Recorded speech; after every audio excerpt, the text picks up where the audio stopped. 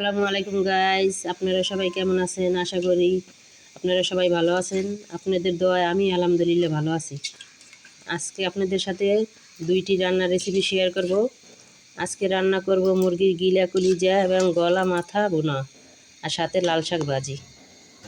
তো চলুন দেখাই। প্রথমে আমি মুরগির গিলা কলিজাগুলো সেদ্ধ করে নিলাম। গিলা কলিজাগুলো সেদ্ধ করা শেষ। এখন আমি খুব সুন্দর করে ধুয়ে নেব।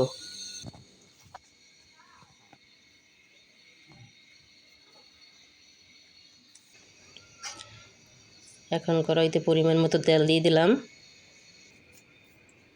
দিয়ে দিলাম দুটো তেজপাতা, দুটো দারচিনি, চারটা সাদা এলাচ আর দু তিনটা গোলমরিচ।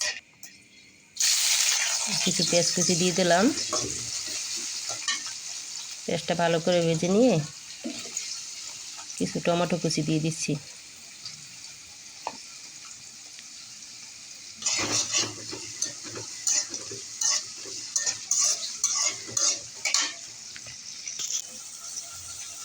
এখন দিয়ে দিচ্ছি কিছু আদা রসুন পেস্ট।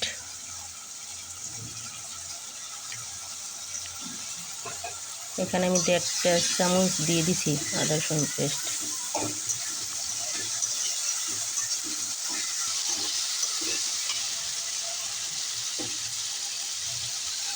এখন দিয়ে দিলাম পরিমাণ মতো পানি।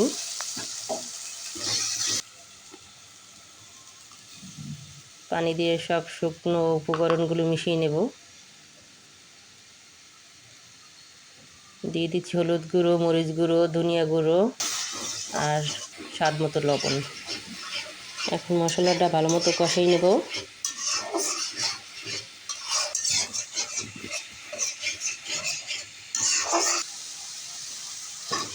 মশলাটা কষানো হয়ে গেলে দিয়ে দিচ্ছি মুরগির গিলা কলিজাগুলো।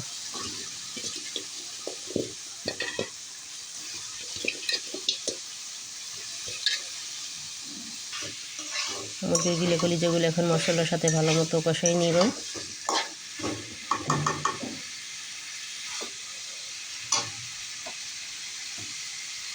এখন কষানোর জন্য অল্প পরিমাণ পানি দিয়ে ভালো করে কষাই নেব।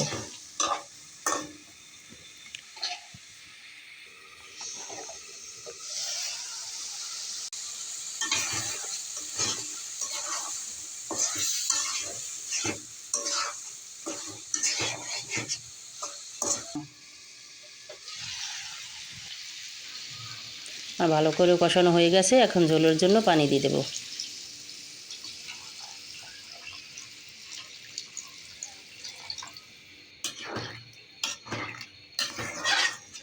পানি দিয়ে মিশিয়ে নিতেছে, নিয়ে ঢাকনা দিয়ে ঢেকে দেব।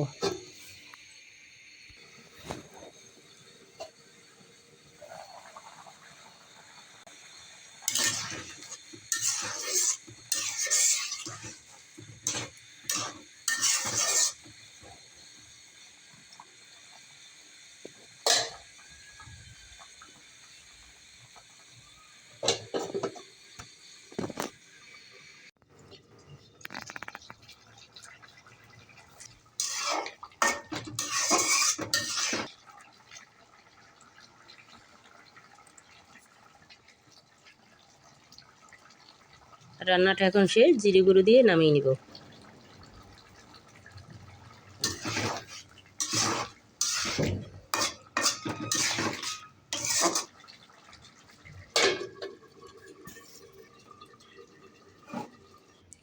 এখন লাল শাকটা ভাজি করে নেব।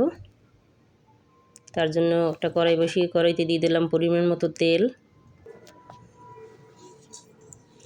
কিছু রসুন কুচি আর কিছু পেঁয়াজ কুচি,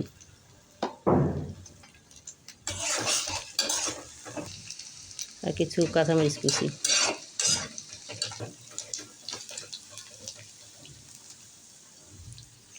এখন লাল শাকগুলি দিয়ে দেব।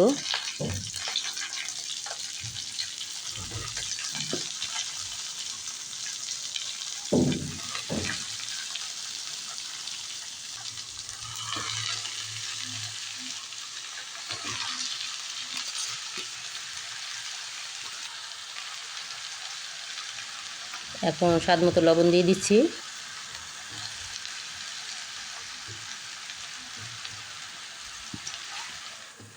সেদ্ধ করার জন্য ঢেকে দিচ্ছি। আমার শাকটা সেদ্ধ হয়ে গেছে প্রায়। এখন আমি একটু নেড়ে চেড়ে আবারও ঢেকে দেব।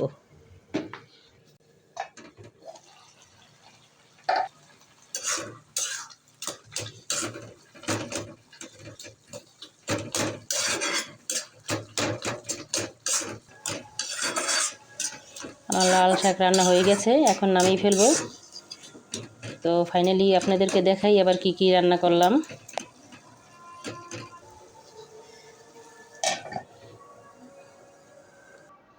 তো চলুন, আর আমার ভিডিওটা যদি ভালো লাগে তাহলে আমার ভিডিওটিতে একটা লাইক দিয়ে দেবেন, আর আমার চ্যানেলটা সাবস্ক্রাইব করে দেবেন, আর আমার পাশে থাকার জন্য ধন্যবাদ।